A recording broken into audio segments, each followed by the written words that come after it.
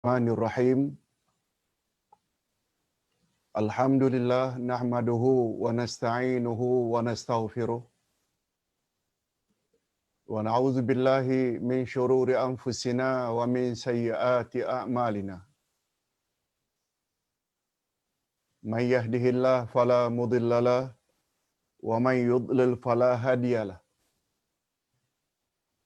Asyhadu an la ilaha illallah wahdahu la syarikalah wa asyhadu anna Muhammadan abduhu wa rasuluh la nabiyya ba'dah. Allahumma salli wa sallim ala nabiyyina Muhammad wa ala alihi wa sahbihi ajma'in, amma ba'd. Hadirin dan hadirat rahimakumullah. Assalamualaikum warahmatullahi wabarakatuh. Alhamdulillah, kita bersyukur kehadirat Allah Azza wa Jalla. Berkat taufiknya kita dapat menambah lagi ilmu pengetahuan kita.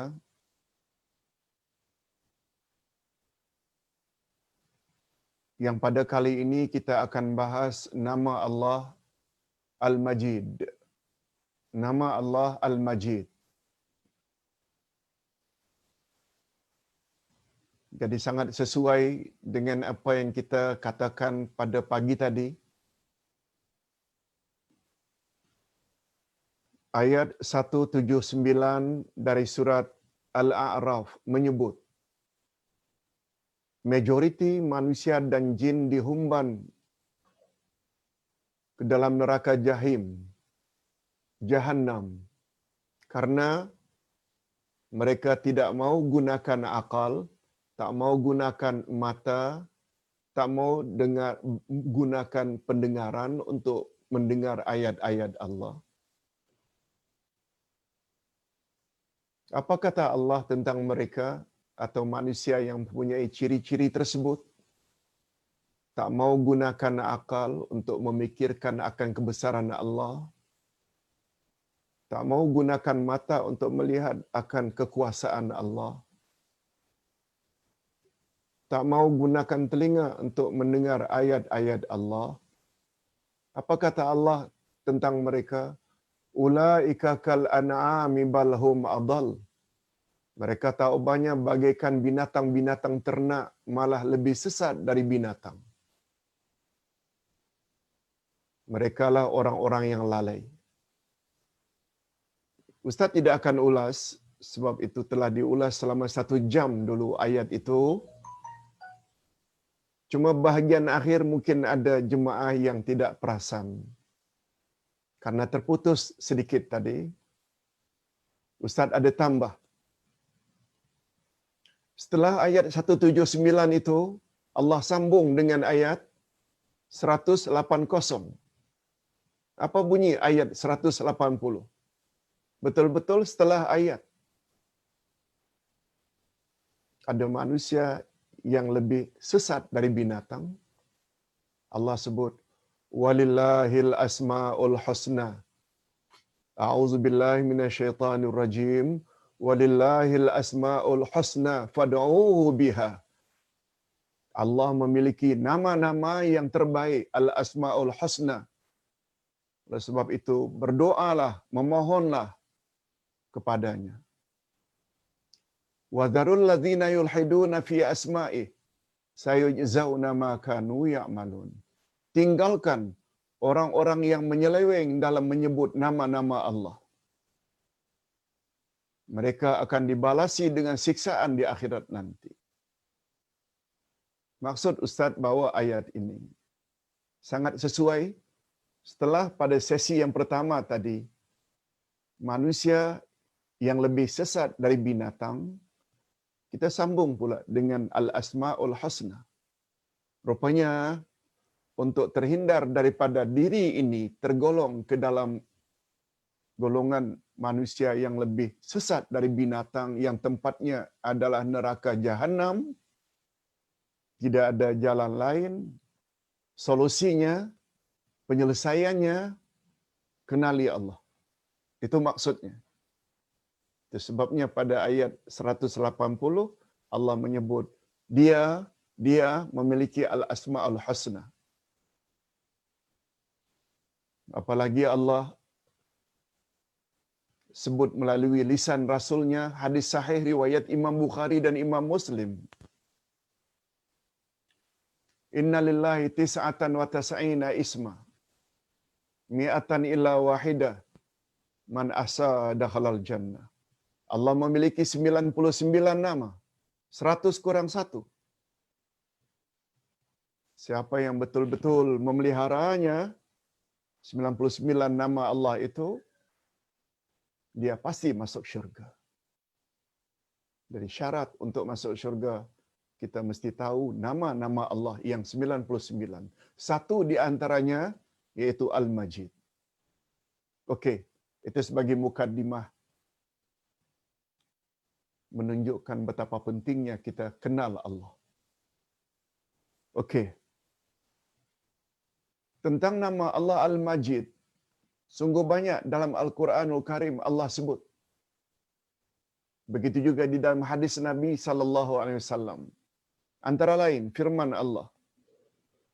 A'udzubillahi minasyaitonir rajim.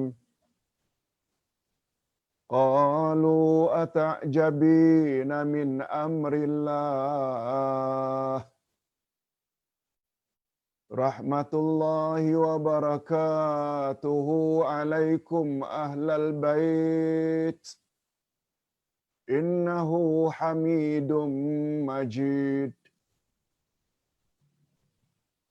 Para malaikat itu berkata, apakah kamu merasa heran tentang ketetapan Allah? Itu adalah rahmat Allah dan keberkatannya. Dicurahkan atas kamu, hai ahlul bait. Sesungguhnya Allah Maha terpuji, lagi Maha pemurah. Surat Hud ayat 73. Kita tambah satu lagi ayat Quran, surat Al-Buruj ayat 14 dan 15. Wa huwal ghafurul wadud Zul arshil majid. Dialah Maha Pengampun lagi Maha Pengasih, yang mempunyai arash lagi Maha Mulia. Cukuplah. Dengan dalil yang dua ini membuat kita yakin, confirm bahawa Al-Majid memang salah satu dari nama-nama Allah. Cuma untuk pengetahuan, nama Allah Al-Majid disebut dalam Al-Quran hanya 2 kali saja. Sebagaimana tertera di atas. Kita akan jumpa Al-Majid hanya 2 ayat itu saja. Ayat di atas tadi. Ayat 73 surat Hud dan ayat 15 dalam surat Al-Buruj. Adapun dalam hadis Nabi sangat banyak. Antara lain tahiyat akhir kita. Fil alamina innaka hamidum majid.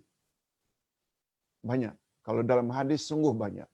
Okey, kita teruskan kepada makna Al-Majid. Mengetahui makna Al-Majid ini menjadi syarat untuk masuk syurga. Bukan sekedar Al-Majid itu nama Allah, tapi memahami makna Al-Majid itu juga jadi syarat. Sebab hadis berbunyi, Allah memiliki 99 nama, 100 kurang 1, siapa man ahsaha, siapa yang memeliharanya, dia masuk syurga. Makna memeliharanya ni ada 3, kata Imam Ibnul Qayyim. Pertama, awak mesti tahu 99 nama. 1, tahu. Bukan hafal, tahu. Tahu maknanya bila disebut. Awak percaya tak bahawa Al-Majid itu nama Allah? Ya, saya percaya. Awak percaya tak Al-Jabbar itu adalah nama Allah? Percaya. Awak percaya tak Al-Hayyu itu nama Allah? Percaya. Sudah cukup dah. Cuma tak cukup hanya sekedar tahu. Mesti tahu apa makna Al-Hayyu. apa makna Al-Alim, termasuk apa makna Al-Majid. Baru yang ketiga, memelihara dengan makna yang ketiga, iaitu kita berdoa kepada Allah dengan menyebut Ya Majid, Ya Majid. Sama ada itu doa ut-talab ketika memohon atau doa ul-ibadah. Sebagaimana yang telah kita jelaskan. Kalau ingin mendapat lebih lanjut penjelasan tentang nama-nama Allah, jangan lupa miliki buku ini, pelajari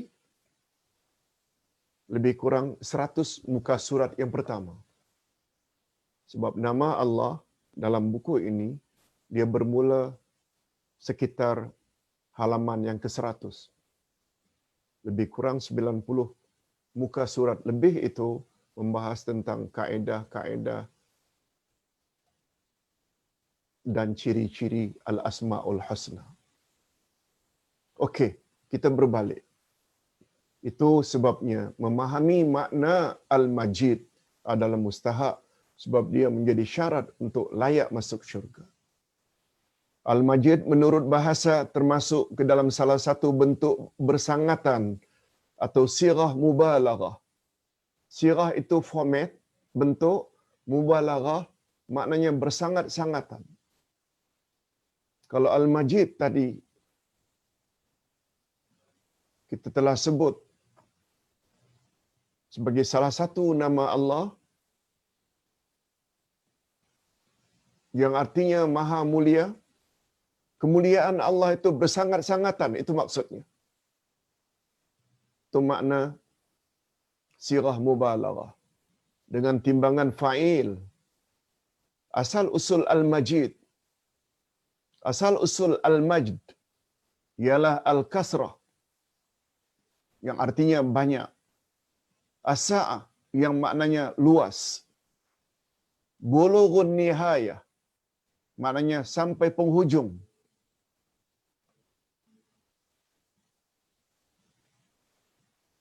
Semua makna tersebut tidak menunjukkan sesuatu kecuali kesempurnaan belaka. Kalau Allah bantu, bantuan Allah itu sampai penghujung. Kalau Allah bantu, bantuan Allah itu sangat luas. Itu maksudnya. Itu maksud sirah mubalaghah. Jadi tidak ada yang memiliki sifat tersebut kecuali menyatakan kesempurnaan belaka. Oleh itu jika disebut rajulun majid, maka maksudnya dia seorang yang pemurah dan banyak memberi. Sesungguhnya al-majdu dalam bahasa Arab membawa makna antaranya kasratu awsafil kamal. Apa makna kasratu awsafil kamal? Memiliki banyak sifat kesempurnaan. Bukan satu. Azamatuha, agung belaka sifat-sifatnya. Was'atuha, iaitu keluasannya. Kasratu af'alil khair, banyak berbuat baik. Semua itu secara sempurna hanya ada di sisi Allah. Ada manusia yang suka memberi, barangkali tidak banyak. Ada manusia suka memberi, tapi ada sifat tercela lainnya pula. Suka mengata, suka mengungkit. Tapi itu semuanya maha suci Allah daripada sifat tersebut. Adapun Allah Al-Majid, menurut istilah syarak. Nah ini, kalau tadi menurut istilah bahasa, etimologi. Nah sekarang menurut istilah syarak. Istilah syarak maknanya menurut pandangan agama. Apa dia? Al-Majid maknanya Allah Maha Mulia. Tiada kemuliaan di atas kemuliaannya. Maha luas pemberiannya yang tidak penghujung pemberiannya. Dan tidak pernah putus selama-lamanya. Terus memberi. Itu sebabnya tadi Ustaz tidak sebut sambungannya. Manusia dicipta oleh Allah dalam bentuk yang paling elok. Laqad khalaqnal insana fi ahsani taqwim. Kemudian mereka dihumban di kerak neraka. Summa radadnahu asfala safilin. Summa radadnahu asfala safilin. Illa. Kemudian manusia yang cantik itu kami akan humban kerak neraka. Kecuali mereka yang beriman dan beramal saleh. Illa alladzina amanu wa amilus salihat. Bukan hanya itu. Bukan hanya memiliki iman dan amal saleh. Falahum ajrun ghairu mamnun. Mereka yang ada iman dan amal saleh akan mendapat kebaikan terus-menerus tanpa henti. Itu dia. Ada isyarat majid di situ. Bukan hanya amal baik yang kita lakukan itu dibalas oleh Allah berganda, malah ganjaran itu ghairu mamnun. Ghairu mamnun maknanya ghairu maqtu'. Tidak putus-putusnya, berterus-terusan. Allahu Akbar. Kita teruskan. Adapun Al-Majid. Okey, kita dah mula tadi. Maha luas pemberiannya, yang tiada penghujung pemberiannya dan tidak pernah putus selama-lamanya. Dia maha mulia pada zatnya. Dia maha mulia pada ketinggiannya. Dia bersemayam di atas arasnya, mengatasi segala makhluknya. Allah Subhanahu Wa Taala berfirman, ini ayat ini sangat popular. Ar-Rahmanu 'alal 'arsy istawa. Allah yang Maha Pengasih bersemayam di atas arasy-Nya. Apa makna bersemayam? Kita dah jelaskan sangat selalu. Oleh sebab itu kita tidak bahas, menunjukkan ketinggian Allah. Sebabnya malaikat hanya sampai di Sidratul Muntaha. Sidratul Muntaha maknanya ketinggian yang paling tinggi, yang tidak ada makhluk boleh naik lebih dari itu, hatta malaikat Jibril.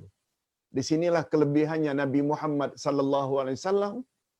Setelah ditemani oleh Jibril sampai Sidratul Muntaha, Nabi dijemput oleh awan putih untuk menghadap Allah, untuk mengambil ibadah salat 50 waktu pada asalnya. Ini menunjukkan bahawa Nabi Muhammad adalah lebih mulia dari malaikat. Bukan sembarang malaikat pula itu. Penghulu semua malaikat, yaitu Jibril. Tadi kita dah bahas dengan panjang lebar. Syarat untuk mencapai derajat tersebut, mantapkan iman dan perbanyakkan amal saleh. Sesuai dengan ayat bahagian akhir dari surat Al-Bayyinah. Innal ladzina amanu wa 'amilus salihati ulaika hum khairul bariyah. Merekalah sebaik-baik makhluk. Sebagai jawaban Nabi kepada Siti Aisyah yang bertanya, betulkah wahai Rasulullah, ada manusia yang lebih mulia daripada malaikat? Nabi jawab dengan ayat tersebut. Mudah-mudahan kita termasuk ke dalam golongan itu. Tapi ingat, syarat untuk sampai ke peringkat itu ada syaratnya.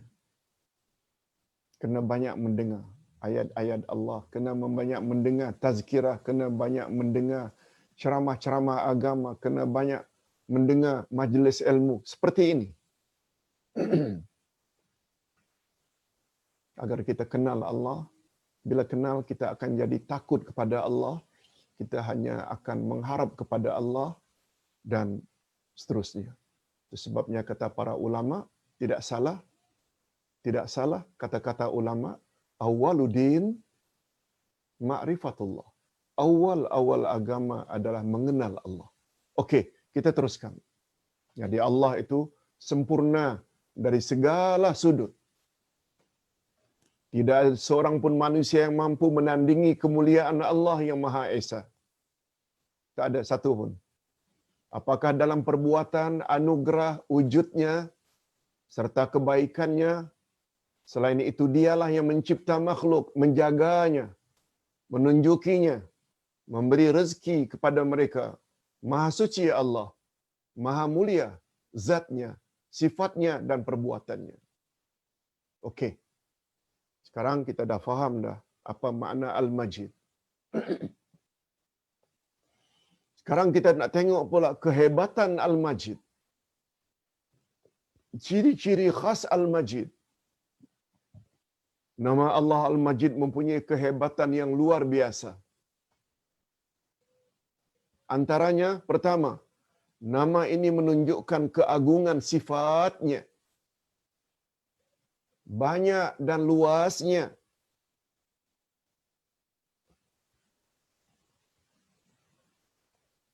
Hadirin dan hadirat, untuk mengingatkan balik, nama Allah bukan hanya 99.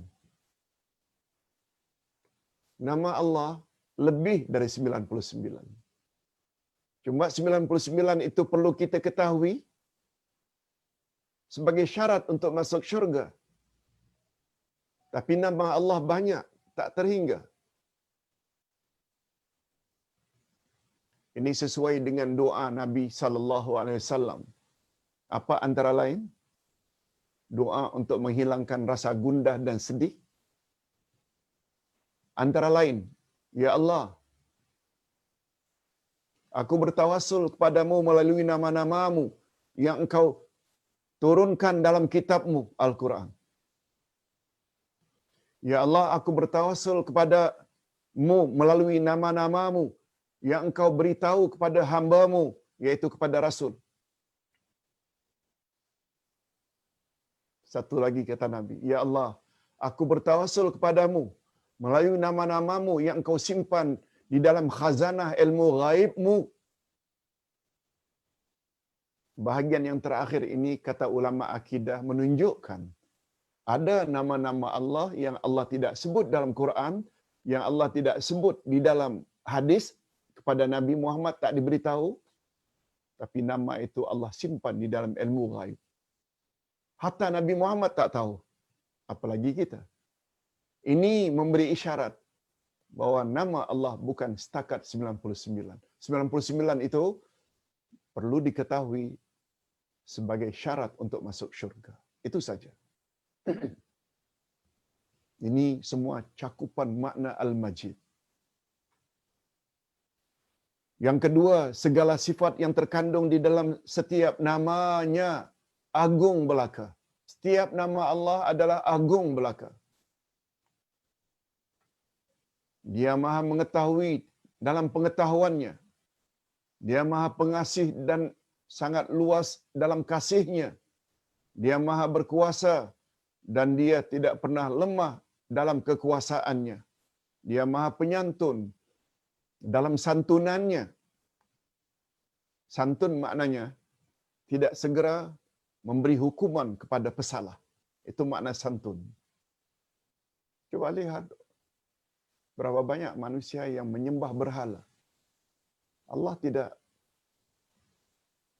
matikan dia serta-merta. Allah tidak siksa dia. Allah tidak rugikan bisnesnya. Malah kadang-kadang orang kafir punya bisnes lebih maju dari orang Islam. Itu termasuk santunan Allah. Cuma sayangnya orang kafir tidak mau insaf, tidak mau tobat. Itu saja kesalahannya. Tapi santunan Allah, banyak dosa macam mana pun Allah tetap akan terima bila mereka tobat. Itu maksudnya santunan Allah. Itu sebabnya kalau kita lihat ada manusia yang tidak cepat membalas terhadap fitnahan orang ke atasnya, kita puji orang tersebut. Walaupun di penjara, walaupun dianiaya, difitnah, dia tidak balas, malah dia maafkan orang yang memfitnahnya. Itu saja kita akan sanjung. Allah Subhanahu Wa Taala lebih daripada itu. Itu maksud santunan. Dia Maha berkuasa dan tidak pernah lemah dalam kekuasaannya. Dia Maha penyantun dalam santunannya. Dia Maha bijaksana di dalam kebijaksanaannya. Demikian pada setiap nama dan sifatnya, semuanya mengandungi kesempurnaan belaka. Yes, itu makna kehebatan Al-Majid. Yang ketiga, sesungguhnya pemberian Allah dan anugerahnya sangat banyak dan tidak mampu dihitung. Pemberian Allah bila dihitung, tak mampu kita hitung. Pemberiannya mencakupi untuk mukminin dan kafirin. Kalau orang mukmin dapat anugerah ilahi, wajar saja karena mereka taat. Tapi hebatnya, luasnya, kemuliaan Allah ini Al-Majid, orang kafir juga dia beri rezeki. Orang-orang yang baik dan orang-orang yang jahat. Oleh itu dia telah memuji dan menyanjung dirinya sendiri dalam firman-Nya. Wa in ta'uddu ni'matallah la tuhsuha. Jika kamu menghitung nikmat Allah, tidaklah dapat kamu menghitungnya. Tak mampu kita menghitung. Surat Ibrahim ayat 34. Kita teruskan. Kehebatan nama Allah Al-Majid. Allah sangat banyak memuliakan dirinya di dalam Al-Quran. Bahkan Al-Quran penuh dengan sanjungan tentang dirinya. Di antara surah yang paling agung dalam hal ini seperti Ayatul Kursi dalam surat Al-Baqarah, surat Al-Fatihah, surah Al-Ikhlas. Malahan Allah menamakan dan mensifati Al-Quran itu sebanyak 2 kali dengan sifat Al-Majid. Antara lain Qaf wal Qur'anil Majid. Qaf, demi Al-Quran yang sangat mulia. Begitu juga dalam firman Allah yang lain, bal huwa Qur'anum Majid fi lauhim mahfuz. Bahkan yang didustakan oleh mereka ialah Al-Quran yang mulia, yang tersimpan di dalam Lauh Mahfuz.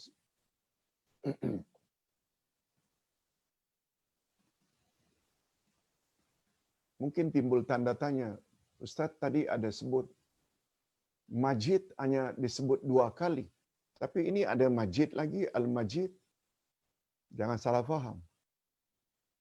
Majid sebagai nama bagi Allah 2 kali. Sebagaimana yang kita sebut pada awal tadi. Adapun Majid pada surah-surah ini, surat Al-Buruj, surat Qaf, itu adalah sifat bagi Al-Quran. Bukan nama, bukan merujuk pada nama Allah. Nama Allah Al-Majid hanya 2 kali. Dan ini bukan merujuk kepada nama Allah, tapi dia merujuk kepada sifat bagi Al-Quran. Juga Al-Majid. Sebagai contohlah, Hakim, Al-Karim. Betul tak itu nama Allah? Tapi kadang-kadang disebut juga dia sebagai sifat bagi Al-Quran. Yasin. Wal Qur'anil Hakim. Jadi Hakim ni bukan kepada Allah, tapi Al-Quran. Al-Quranul Karim. Al-Karim, sifat bagi Al-Quran, bukan pada Allah. Supaya tidak timbul masalah, Ustaz jelaskan awal-awal. Imam Qatadah berkata, tidak perlu diherankan perkara di atas. Sebab ia adalah kalam Allah. Jangan heran kalau Al-Quran disifati dengan Al-Majid. Karena Al-Quran adalah kalamullah. Tidak sedikit pun terdapat di dalamnya perkataan yang batil. Itu sebabnya Al-Quran disifati juga dengan Al-Hakim. Al-Quran disifati juga dengan Al-Karim. Dan lain-lain. Di antara yang kelima, kehebatan Al-Majid. Yang kelima, di antara kehebatan dan kemuliaan Al-Quran, ia tidak mungkin dapat dicabar oleh makhluk jin dan manusia. Bukan manusia saja tak mampu menandingi bahasa Al-Quran, makna yang terkandung dalam Al-Quran. Jin juga tak mampu. Malah bergabung antara manusia dan jin untuk membuat exactly macam Al-Quran. Tak akan mampu. Allah Subhanahu wa taala jelaskan di dalam firman-Nya. Apa kata Allah dalam surat Al-Isra ayat 88? Qul la in ijtama'atil insu wal jinnu ala an ya'tu bimithli hadzal Qur'an la ya'tuna bimithlihi walau kana ba'duhum li ba'din zahira.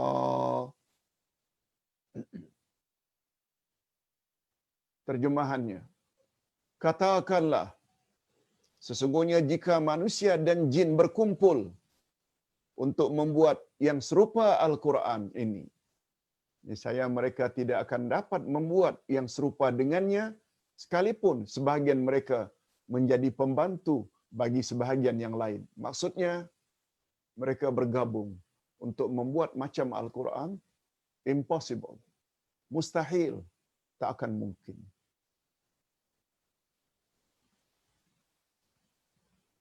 Dari ayat di atas, maka terserlah beberapa kehebatan Al-Quran. Ini Quran yang kita tafsirkan pagi tadi dan sebelumnya, dan esok pula insya-Allah dengan surah Al-Mutaffifin bahagian pertama. Sangat hebat. Apa di antara kehebatan Al-Quran?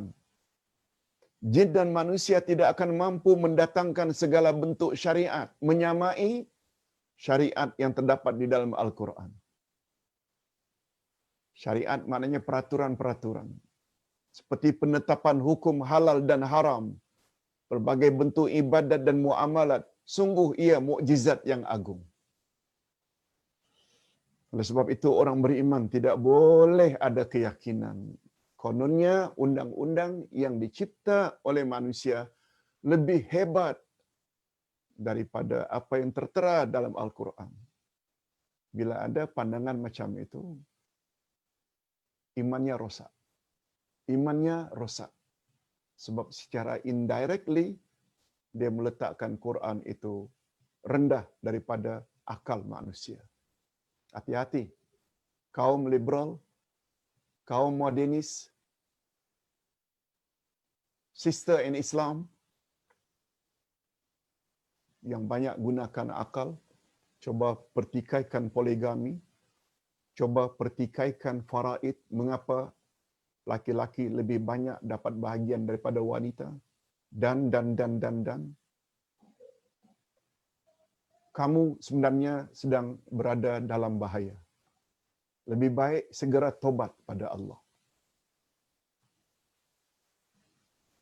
Oleh sebab itu, kembali kepada Al-Quran. Sebab semua cakap Allah adalah benar belaka. Pendakwah termasuk Nabi Muhammad yang paling utama tidak akan dipersalahkan oleh Allah. Sebab tugas Nabi dan tugas pendakwah hanya menyampaikan saja. Sebagaimana Allah sebut dalam surat Al-Kahfi. Kalau tak percaya, baca surah Al-Kahfi ayat 29. Apa kata Allah kepada Nabi? Wa qulil haqqu mir rabbikum faman syaa'a falyu'min wa man syaa'a falyakfur. Katakan, hai Muhammad, kebenaran yang aku bawa ini adalah datangnya dari Tuhanmu, bukan aku reka-reka. Allah yang tetapkan, aku hanya menyampaikan saja. Lalu Allah hibur Nabi Muhammad. Faman syaa'a falyu'min wa man syaa'a falyakfur. Siapa yang ingin beriman, biarkan mereka beriman. Ahlan wa sahlan wa marhaban bikum. Welcome. Beriman. Tapi hai Muhammad, siapa yang ingin memilih kafir, ingkar, membantah, membangkang, walaupun engkau telah sampaikan, hai Muhammad, biarkan mereka kafir. Jangan hiraukan mereka. Yang penting engkau sampaikan. Prinsip inilah yang mesti ada pada semua pendakwah. Bila dia mendakwah menyampaikan kebenaran, orang suka banyak, orang benci juga banyak. Sabar. Di sini perlunya kesabaran. Bukan hanya sabar hingga berhenti berdakwah, juga sabar bila orang puji, orang sanjung, jangan sampai riak. Sabar, itu makna sabar. Sabar maknanya menahan. Okey. Pengajaran berikutnya, kandungannya penuh dengan susunan bahasa yang indah, fasahah atau kefasihannya, ungkapannya banyak faedah sehingga tidak mampu dihitung. Para ulama sepanjang zaman tidak pernah jemu dan berhenti daripada mengkaji kandungannya. Al-Quran dijamin oleh Allah daripada diselewengkan oleh orang-orang kafir, kufar dan munafiqun serta golongan yang hasad terhadap Islam. Jaminan Allah ini tertera pada ayat 9 dari surat Al-Hijr. Ini ayatnya. Inna nahnu nazzalna dzikr wa inna lahu lahafizun. Sesungguhnya kamilah yang menurunkan Al-Quran, sesungguhnya kami benar-benar akan memeliharanya. Oleh sebab itu, tidak ada kitab dari langit yang mendapat jaminan kecuali Al-Quran. Tidak untuk Taurat, tidak untuk Injil. Oleh sebab itu, Taurat dan Injil terdedah dengan pemalsuan.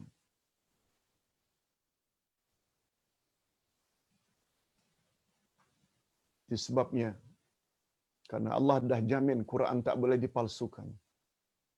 Itu sebabnya munculnya markas-markas tahfiz Al-Quran macam cendawan tumbuh di musim hujan. Itu cara Allah untuk menjamin Quran itu tidak boleh dipalsukan. Kalau ada yang ingin memalsukan, segera dapat dikesan. Itu sebabnya masjid yang Ustaz bina di Batam bukan hanya sekedar masjid, tapi masjid tahfiz Fatimah Az-Zahra. Kita bukan hanya aktiviti kita 5 kali dalam sehari, Zuhur, Asar, Maghrib, Isyak, Subuh, tapi setiap saat. Anak-anak tahfiz habis subuh terus menghafal. Bukan hanya itu, istimewanya masjid tahfiz kita akan bekalkan mereka dengan buku-buku seperti ini. Kenal Allah. Kita akan bekalkan mereka dengan tafsir. Supaya faham, bukan setakat hafal, tapi faham tafsir. Kenal Allah, ibadat dengan tepat, mempunyai akhlak yang mulia. Sebabnya, bila bantu pembinaan masjid tahfiz ini,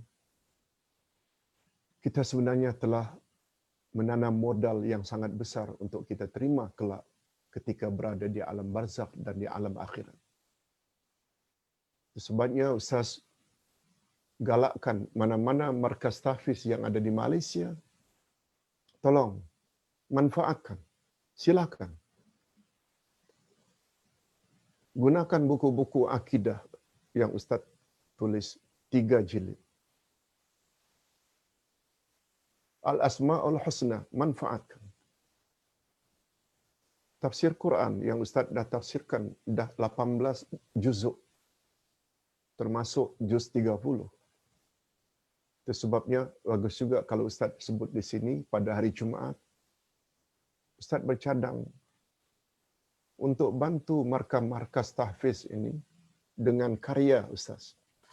Kalau mereka setuju. Cuma saja kitab-kitab ini perlu dicetak. Jika ada dari kalangan jemaah yang ingin bantu Ustaz untuk kita kirim ke markas-markas tahfiz agar mereka juga belajar, bukan hanya hafal Al-Quran, ahlan wa sahlan, Ustaz akan sangat berterima kasih sebab Ustaz tidak mampu bantu mereka dari sudut material, tapi dengan sedikit ilmu yang Ustaz miliki. Nah, bagi tuan-tuan dan puan-puan yang ada rezeki, manfaatkan. Gunakan untuk kita salurkan bantuan ini kepada markas-markas tahfiz agar mereka juga selain hafal Quran, faham akidah, faham ibadat, akhlak yang mulia, insya-Allah. Mudah-mudahan itu semua akan menjadi amal jariah bagi kita bila kita sudah mati. Minta maaf, Ustaz manfaatkan sedikit peluang ini untuk menganjurkan. Bagi ingin memberi sokongan bantuan bukan untuk pribadi ustaz, bukan. Jangan salah faham. Untuk adik-adik kita yang sedang belajar menghafal Al-Quran. Cuma ada kekurangannya, kadang-kadang kurang diajar tafsirnya, kurang diajar akidahnya, kurang diajar unsur-unsur lain. Baik, kita teruskan. Diriwayatkan bahwa Nafi bin Haris bertemu Umar ibnu Khattab radhiyallahu anhu di Usfan. Haris jumpa Umar di Usfan. Umar pernah menjadikan sebagainya. Umar pernah menjadikannya sebagai pegawai tinggi di Mekah. Diriwayatkan bahwa Nafi bin Haris bertemu Umar ibnu Al-Khattab di Usfan. Umar pernah menjadikan Nafi ini sebagai pegawai tinggi di Mekah. Dia bertanya, siapa yang Tuhan percayakan untuk menjadi pemimpin di kawasan wadi atau lembah? Umar menjawab, Ibnu Abza. Ibnu Abza.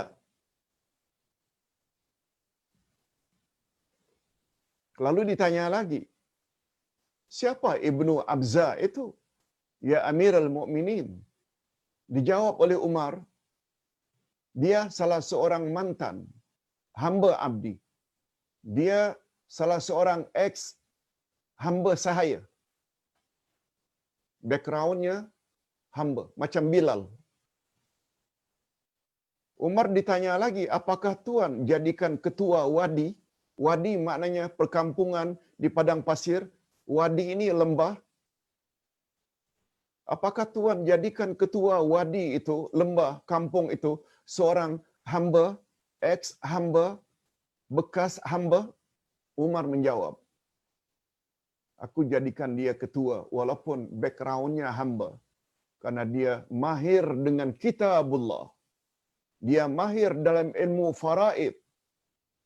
Bukankah Nabi Muhammad sallallahu alaihi wasallam pernah bersabda, kata Umar, menyampaikan hadis. Hadis sahih riwayat Imam Muslim, innallaha yarfa'u bihadzal kitab aqwaman wa yada'u bihi akharin. Coba dengar baik-baik kata-kata Nabi dalam hadis sahih riwayat Imam Muslim yang disampaikan oleh Umar kepada rakannya tentang Abza. Sesungguhnya Allah meninggikan suatu kaum dengan kitab ini, yaitu dengan Al-Quran. Allah meninggikan suatu kaum itu dengan kitab ini, yakni Al-Quran. Dan dia, yakni Allah, merendahkan kitab ini. Allah Subhanahu wa taala merendahkan dengan kitab ini kaum yang lain pula. Kaum yang lain. Jadi tinggi rendahnya suatu kaum sangat tergantung sampai di mana kedekatannya dengan Al-Quranul Karim. Hadis riwayat Imam Muslim. Pengajaran yang dapat diambil dari hadis, supaya kita faham, sebagaimana Al-Quran ada terjemah harfiah, ada terjemah maknawiyah. Untuk mengambil kesimpulan hukum mesti melalui terjemah maknawiyah, yang untuk Al-Quran namanya tafsir. Dan untuk hadis pula namanya syarah. Ini syarahnya. Pengajaran al-hadis itu maksud syarahnya. Pertama, sesungguhnya Allah meninggikan derajat mantan hamba di atas, yaitu Ibnu Abza, disebabkan hafazan dan ilmunya tentang Al-Quran mengatasi kedudukan dan derajat penduduk Mekah lainnya, padahal mereka golongan bangsawan. Oh, mereka golongan hebat belaka. Tapi Abza, dia lebih kurang samalah. Kedudukan Abu Lahab, selain uncle Rasul, dia handsome, dia kaya. Tapi di dalam pandangan Rasul, dalam pandangan Allah, betul tak Bilal adalah lebih mulia daripada Abu Lahab? Orang Afrika, tidak ada rupa, tidak ada harta, tidak ada status, tidak handsome, hamba abdi pula. Itu sebabnya ukurannya bukan pada wajah, bukan pada kekayaan, tapi pada hati dan amal saleh. Sebagaimana sabda Nabi dalam hadis sahih riwayat Imam Muslim, "Innallaha la yanzuru ila suwarikum wa amwalikum, walakinnallaha yanzuru ila qulubikum wa a'malikum." Allah tidak melihat pada wajahmu. Allah juga tidak lihat pada duitmu. Tapi Allah lihat pada hatimu dan amal kamu. Itu yang dimaksudkan iman dan amal saleh. Mudah-mudahan kita termasuk ke dalam golongan ini. Oleh sebab itu, wajah tidak begitu handsome, tidak begitu cantik, duit tidak begitu banyak. Jangan frus. Jangan merasa rendah diri. Yang mustahak, bekali hati dengan akidah, dengan iman yang mantap, dan anggota gunakan untuk melakukan amal-amal saleh, amal-amal kebaikan. Yang kedua, demikian juga kedudukan insan di akhirat. Sesiapa yang mengambil Al-Quran sebagai panduan hidupnya dan mengamalkan kandungannya, mereka akan hidup bahagia, sedangkan golongan yang meninggalkan Al-Quran dan berpaling daripadanya pengajarannya akan menderita dan terhina. Allah Subhanahu wa taala ada sebut dah dalam surat Taha ayat 128 126. Apa kata Allah? "Wa man a'rada an dzikri fa inna lahu ma'isyatan dhanka wa nahsyuruhu yaumal qiyamati a'ma. Qala rabbi lima hasyartani a'ma laqad kuntu basira. Qala kadzalik atatka ayatuna fanasitaha wa kadzalikal yauma tunsa." Barang siapa yang berpaling dari peringatanku, yakni daripada Quranku, siapa yang berpaling, tak hiraukan, maka sesungguhnya baginya penghidupan yang sempit di dunia ini. Dan kami akan menghimpunkannya pada hari kiamat dalam keadaan matanya buta. Lalu orang yang dihimpunkan dalam keadaan buta matanya komplain pada Allah. Apa dia bunyi komplainnya? "Ya Rabb, ya Tuhanku, mengapa engkau himpunkan aku, bangkitkan aku dalam keadaan buta? Padahal dulunya aku boleh melihat, aku celik." Coba dengar jawaban Allah. Ini dia sebabnya. Mengapa dibangkitkan dalam keadaan buta? Demikianlah telah datang kepadamu ayat-ayat kami, yaitu ayat Quran. Maka kamu melupakannya, tak hiraukan, tak indahkan, tak peduli. Begitu juga pada hari ini, kamu pun dilupakan. Kamu pun tidak akan aku pedulikan. Padan muka. Kalau bahasa kita akan kata padan muka. Bukankah aku telah turunkan Al-Quran untuk jadi kepedoman? Kamu tak hiraukan? Nah sekarang, kau minta aku supaya aku ambil berat terhadap kamu? No way. Ini yang dikatakan oleh ulama akidah, al-jaza'u min jinsil amal. Apa dia kaedah ini Ustaz dalam ilmu akidah? Al-jaza'u, pembalasan Allah, min jinsil amal, senantiasa bersesuaian dengan amal seseorang. Kalau dia ambil berat terhadap ayat-ayat Allah, di akhirat nanti Allah akan ambil berat tentang nasibnya. Kalau dia anggap enteng ayat-ayat Allah, tak hiraukan, tak peduli, balasannya juga akan dapat serupa. Allah tak akan pedulikan dia di akhirat nanti. Itu maksudnya. Al-jaza' min jinsil amal. Mudah-mudahan kita termasuk ke dalam orang yang dipedulikan oleh Allah, dibantu oleh Allah. Karena selagi di dunia, kita bantu menyebarkan ajaran Allah. Di dunia, kita ambil berat terhadap ayat-ayat Allah. Coba tengok kehebatan Al-Quran. Nah, sekarang kita berpindah kepada fadilat atau kelebihan fadilat Al-Quran Al-Majid. Kelebihan Al-Quranul Majid. Sungguh banyak. Surat Al-Fatihah ada kelebihan. Ayatul Kursi ada kelebihan. Surat Al-Baqarah ada kelebihan. Surat Al-Mulk ada kelebihan. Itu maksudnya kelebihan Al-Quran Al-Majid. Di dalam hadis qudsi Allah Subhanahu wa taala berfirman, untuk menghematkan masa Ustaz bacakan saja terjemahannya. Aku telah membagi salat antara aku dan hamba-Ku kepada dua bahagian. Dan untuk hamba-Ku apa yang mereka pinta. Oleh itu jika hamba-Ku membaca, segala puji milik Allah Tuhan sekalian alam. Yaitu membaca apa? Alhamdulillahi Rabbil Alamin. Lalu Allah Subhanahu wa taala berfirman, menjawab sebenarnya. Apa jawaban Allah? Oh, hamba-Ku telah memuji aku. Kita tak dengar jawaban Allah. Ar-Rahmanir Rahim. Yang Maha Pengasih lagi Maha Penyayang.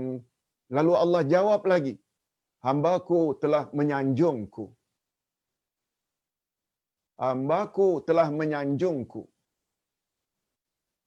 Asna alayya abdi.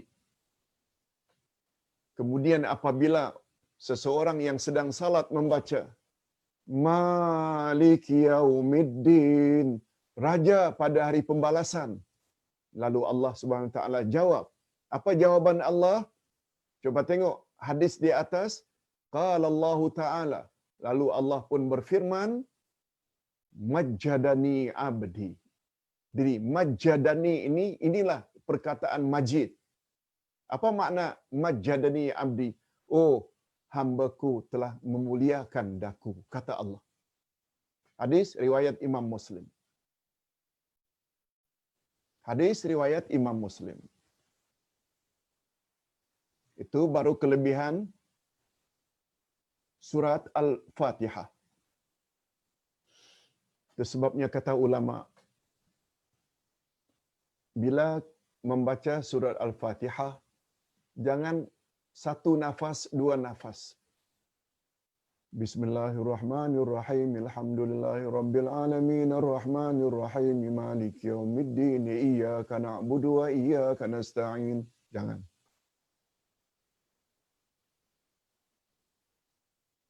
Membaca Al-Fatihah hendaklah istirsal. Istirsal maknanya wakaf pada setiap ayat. Bukan saja wakaf, tapi baca dengan panjang pada penghujung ayat. Itu makna istirsal. Istirsal pada rambut wanita, kalau mereka mandi, rambut lalu dibuka daripada sanggulnya atau ikatannya, itu namanya istirsal. Beza dengan disanggul, beza dengan tocang, itu maknanya diikat-ikat. Istirsal pada rambut, yaitu dilepaskan rambut itu. Seperti kalau kita menyisir rambut anak-anak atau kaum ibu bila menyisir terus ke bawah, itu istirsal. Maksud istirsal dalam ilmu tajwid, baca ayat demi ayat dengan memanjangkan mad lazim. Alhamdulillahi Rabbil Alamin. Ar-Rahmanir Rahim. Maliki Yaumiddin. Itu maksudnya bacaan istirsal. Apa sebab perlu wakaf? Karena setiap wakaf itu ada jawapan daripada Allah. Ini dia ayatnya. Ini dalilnya. Ini hadisnya. Itu sebabnya baca surah Al-Fatihah jangan buru-buru, jangan cepat-cepat. Berikutnya, kelebihan majlis ilmu. Rasulullah sallallahu alaihi wasallam bersabda, Allah Subhanahu wa taala mempunyai malaikat yang bertebaran untuk mencari ahli zikir, yaitu majlis ilmu.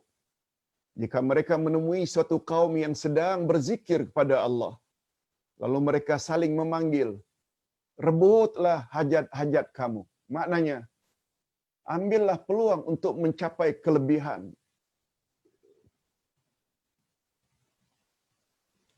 Selanjutnya baginda Rasul sallallahu alaihi wasallam bersabda, para malaikat yang mencari mana-mana ada majlis ilmu itu, begitu tahu ada majlis ilmu, lalu malaikat tersebut memanggil, kawan-kawan, di sini ada majlis ilmu, mari kita turun. Lalu semua malaikat-malaikat tersebut turun. Para malaikat bukan hanya turun, lalu malaikat turun menaungi sayap-sayap mereka hingga ke langit terdekat. Maknanya orang yang berada dalam majlis ilmu dapat naungan sayap-sayap malaikat. Nabi SAW meneruskan, Tuhan mereka bertanya kepada mereka padahal dia lebih mengetahui daripada mereka. Maksudnya Allah bertanya kepada malaikat yang menghadiri majlis ilmu tadi, menaungi orang-orang yang menghadiri majlis ilmu. Allah tanya pada mereka, padahal Allah tahu segala-galanya. Apa pertanyaan Allah? Apakah yang dikatakan oleh hamba-hambaku itu, dia cakap perkara tak senonoh ke? Dia menyampaikan agama dengan amanah ke? Atau rekaan-rekaan saja ke? Atau yang disebarkannya itu syirik, khurafat dan bid'ah ke? Atau yang diajarnya itu tafsir ayat-ayatku, nama-namaku, al-asma'ul husna, dan. Allah tanya. Padahal Allah tahu segala-galanya. Coba dengar apa kata Nabi selanjutnya. Qala taqul yusabbihunaka yukabbirunaka yuhammidunaka yumajjidunaka. Qala wa yaqulu fa kaifa law ra'awni?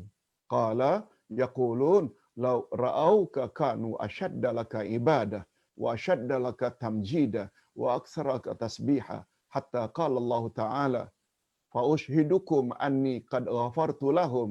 Qala yaqulu ma lakum minal malaika fihim fulanun laisa minhum innama jaa lihaja. Qala humul julasa la yashqa jalisuhum. Rawahul Bukhari wa Ahmad wa Tirmizi. Allahu akbar.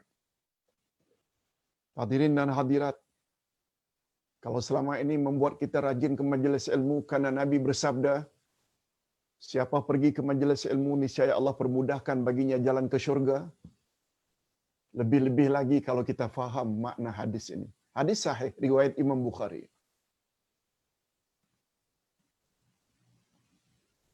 Nabi menjelaskan ketika malaikat itu ditanya, apa kata Nabi? Malaikat menjawab. Komen Nabi, malaikat menjawab, Ya Allah, mereka bertasbih mensucikanmu, bertakbir membesarkan kamu, bertahmid mereka memuji kamu, mereka bertamjid memuliakan kamu. Rasulullah sallallahu alaihi wasallam melanjutkan, Allah berfirman, setelah mendapat jawaban daripada malaikat, mereka bertasbih, bertakbir, bertahmid, bertamjid, apa kata Allah? Bertanya pada malaikat, bagaimana ya agaknya, para malaikatku, jika mereka dapat melihat aku? Maknanya apabila manusia dapat melihat aku? Malaikat menjawab, jika mereka dapat melihat engkau ya Allah, sudah pasti mereka akan lebih kuat lagi beribadat kepadamu. Betul tak? Kita beribadat pada Allah, kita tidak melihat Allah. Macam mana kalau kita melihat Allah? Kata malaikat memberi komen, kalau mereka dapat melihat engkau, lagilah hebat mereka beribadat.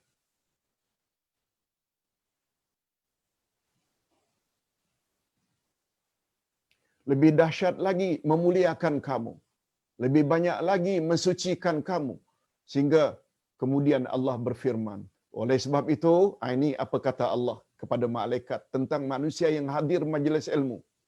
Oleh itu, kata Allah, aku bersaksi kepada kamu sekalian, hai malaikat, bahawa sesungguhnya aku telah pun ampunkan dosa-dosa mereka. Dosa orang yang hadir majlis ilmu mendapat ampunan daripada Allah. Berkata salah seorang malaikat, coba dengar apa kata malaikat, memberi komen.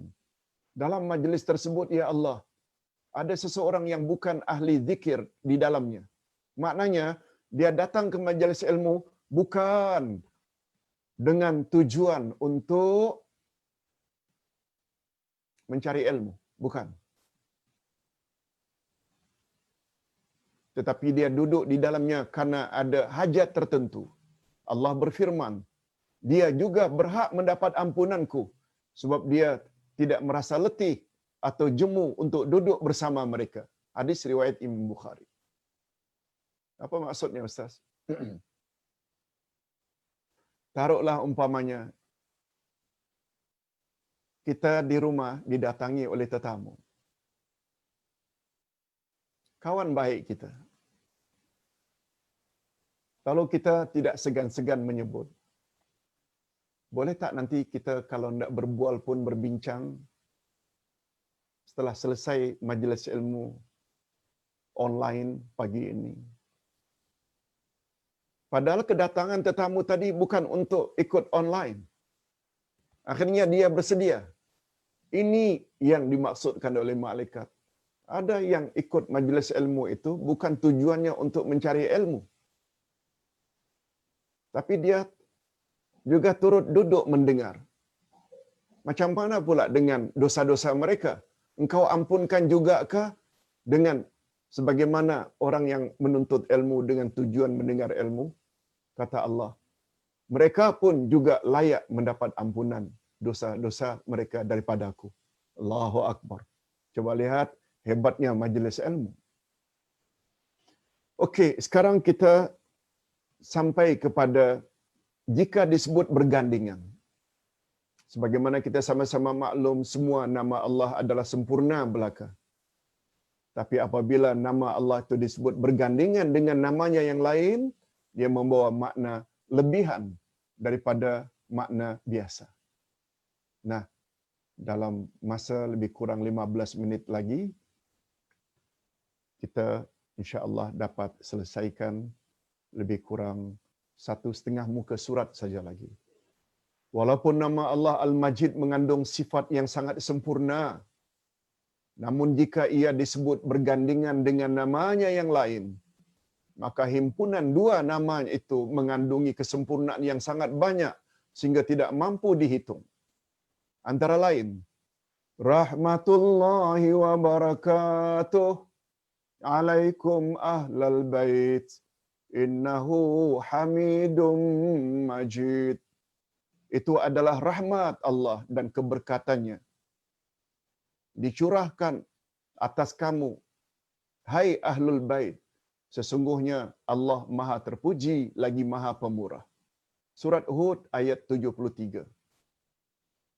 Kita juga membaca pada akhir tahiyat akhir, fil alamina innaka hamidum majid. Sesungguhnya engkau Maha terpuji lagi Maha pemurah di dalam seluruh alam.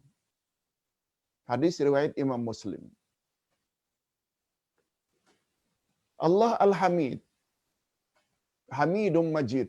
Pertama Hamid, kemudian Majid. Allah Al-Hamid,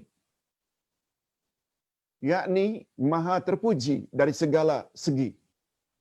Maha suci dia daripada sifat tercela dan kekurangan walaupun sedikit. Maha suci Allah, maknanya terselamat Allah daripada kekurangan. Sedangkan Allah Al-Majid pula, dia sangat pemurah dan mulia. Tidak ada seorang pun yang boleh mengatasi kemuliaannya. Dia memuji dirinya karena kemuliaannya. Allah Subhanahu wa taala berfirman dalam hadis qudsi, Anal Jabbaru, Anal Mutakabbir, Anal Malik, Anal Muta'al, yumajjidu nafsah. Hadis riwayat Imam Ahmad Ibnu Majah dan derajatnya sahih. Apa maksudnya? Aku, kata Allah, ini hadis kursi maknanya Allah yang cakap, tapi bukan Quran. Itu sebab namanya hadis kursi. Apa kata Allah? Menyatakan tentang dirinya, aku maha berkuasa, perkasa. Aku maha sombong. Aku maha membesar diri. Aku maha berkuasa. Aku maha tinggi. Dia memuji dirinya. Dia memuji dirinya. Yumajjidu nafsah. Dia memuji dan memuliakan dirinya. Orang Arab tidak mengatakan kepada sesiapa Mahmud. Ustaz ulang. Orang Arab tidak mengatakan kepada seseorang itu Mahmud. Mahmud maknanya orang yang terpuji. Sebagai Majid. Orang Arab tidak sebut orang yang terpuji iaitu Mahmud itu Majid. Tidak. Dengan kata lain, dia Mahmud, memang terpuji, tapi belum tentu Majid. Apa maksudnya Ustaz? Ustaz ulang. Orang Arab tidak mengatakan kepada setiap Mahmud, orang yang terpuji itu sebagai Majid, orang yang mulia atau pemurah. Tidak. Dan tidak pula setiap Majid itu Mahmud. Barangkali dia suka memberi. Tapi pada masa yang sama suka mengungkit. Pada masa yang sama berzina, berjudi, rasuah. Dia Majid dari satu sisi, tapi dia tidak Mahmud. Sifatnya tidak terpuji. Tetapi tidak demikian terhadap Allah. Dia Al-Hamid, Maha terpuji, dengan makna Mahmud, dan pada masa yang sama dia juga Al-Majid. Itu sebabnya pemberian Allah ini terus menerus tanpa penghujung. Pemberian Allah sangat luas. Itu sebabnya kita perlu tahu Al-Majdu menurut bahasa apa dia maknanya. Luas, tanpa penghujung, terus menerus. Pemurah bagaimanapun seseorang, tapi bila orang yang dibantunya sudah mula mencacinya, ada kemungkinan akan dihentikan anugerahnya. Tak usah jauh-jauhlah. Orang yang paling mulia, iaitu Abu Bakar. Dia support sepupunya. Karena miskin. Dia bantu.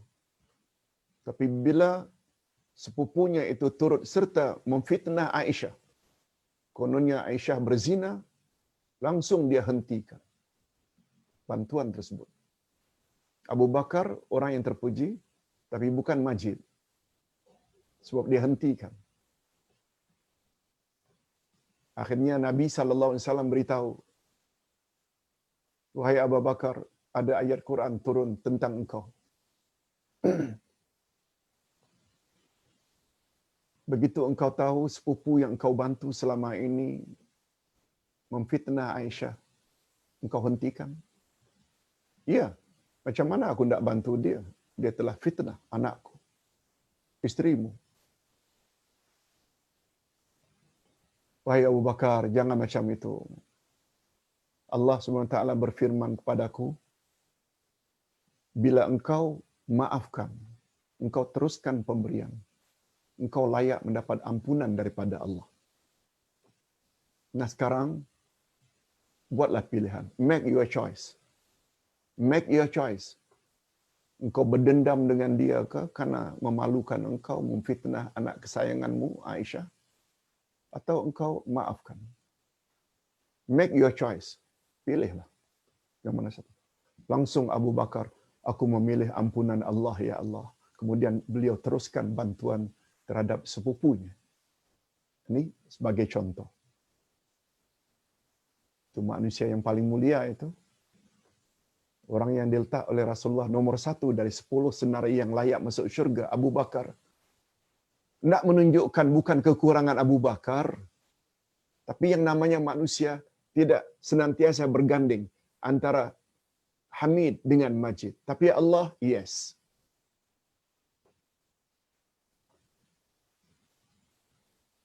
Hadirin dan hadirat rahimakumullah.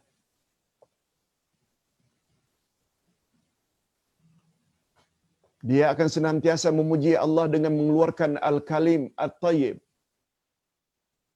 yakni kata-kata yang mulia seperti bertasbih, bertahmid, bertahlil, bertakbir dan pelbagai zikir yang baik yang indah untuk manusia.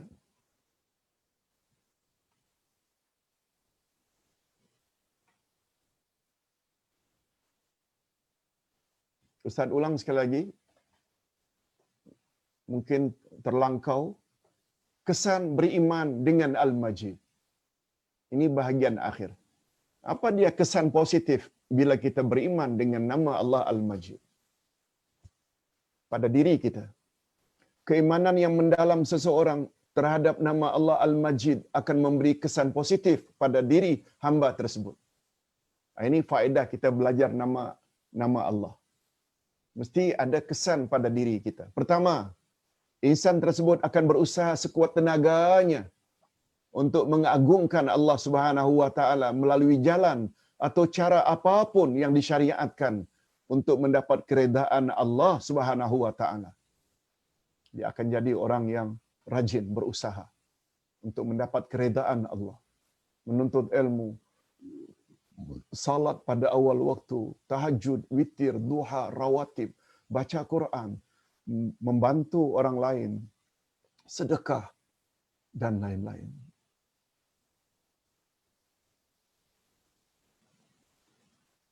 Di antara jenis tamjid, yakni cara memuliakan Allah ialah dengan menyanjung Allah melalui Al-Asma'ul Husna dan sifat-sifatnya yang maha tinggi dan beribadat kepadanya sesuai dengan tuntutan nama-namanya. Ini yang Ustaz komen semalam.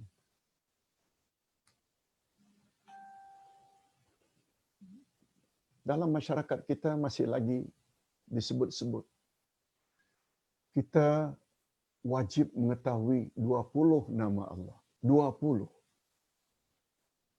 Padahal bila kita belajar kaedah nama-nama Allah,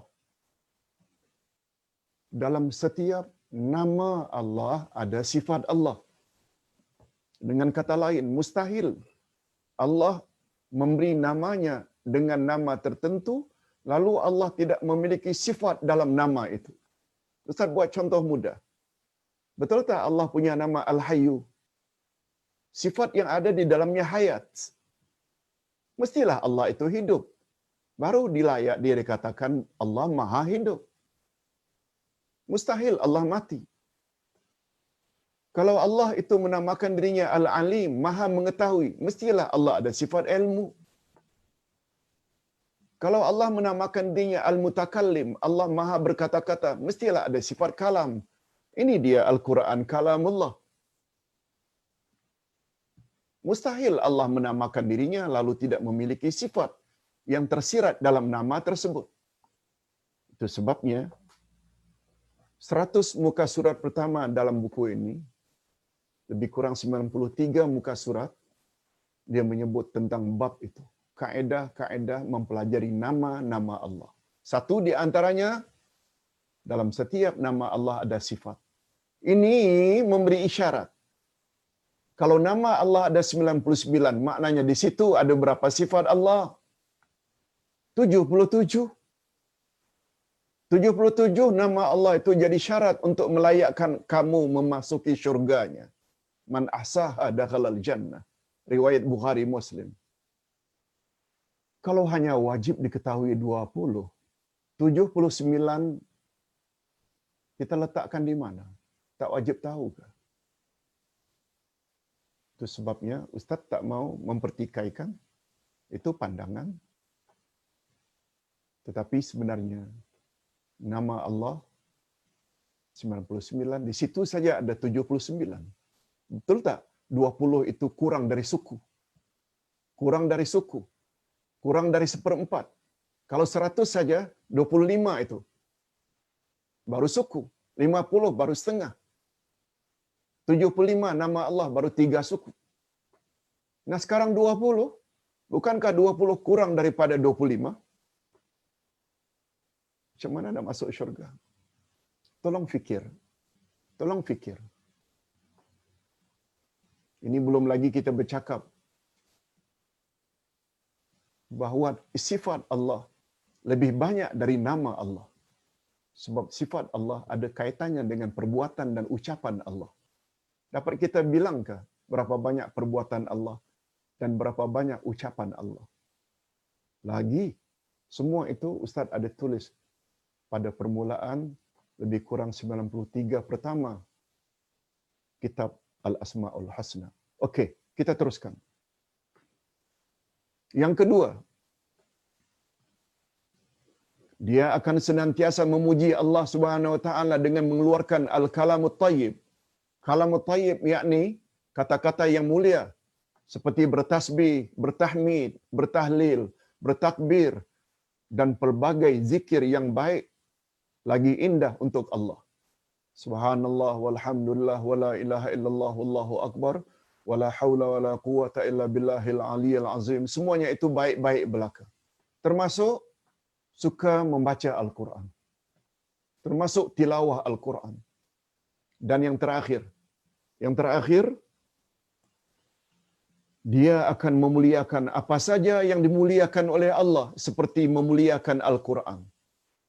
Al-Quran dia akan muliakan dengan mengimaninya, dengan membacanya, dengan tadaburnya, dengan mengamalkannya. Malah lebih daripada itu, sebar-sebarkan pada orang lain. Kalamullah. Allah Subhanahu wa taala berfirman, Qaf wal Qur'anil Majid. Qaf, demi Allah yang sangat mulia. Nah, sampai di sini selesailah pembahasan kita tentang nama Allah Al-Majid. Ini cara mengenal Allah melalui Al-Asma'ul Husna. Esok pagi insya-Allah kita akan belajar pula surah Al-Mutaffifin, iaitu mengenal Allah melalui ayat-ayatnya pula. Semua majlis ilmu yang kita buat ini ke arah mengenal siapa itu Allah. Ingat, Allah bukan hanya memberi kita nikmat ijad. Apa makna nikmatul ijad? Nikmat mengadakan kita yang sebelumnya kita tiada. Itu nikmatul ijad. Tapi Allah juga supply kita nikmatul imdad, iaitu segala hajat dan keperluan kita. Makan, minum, pakaian, tempat, oksigen, semua Allah yang bagi. Lalu kita tidak syukuri dia. Lalu kita tak peduli dia. Lalu kata-katanya dan ucapannya, petunjuknya dalam Quran kita tak hiraukan. Allahu Akbar. Ini yang dimaksudkan dengan ada manusia tapi lebih sesat daripada binatang ternak. Sampai di sini dulu, mudah-mudahan ada manfaatnya dan Ustaz cuba semampu yang boleh menjawab jika ada pertanyaan. Okey.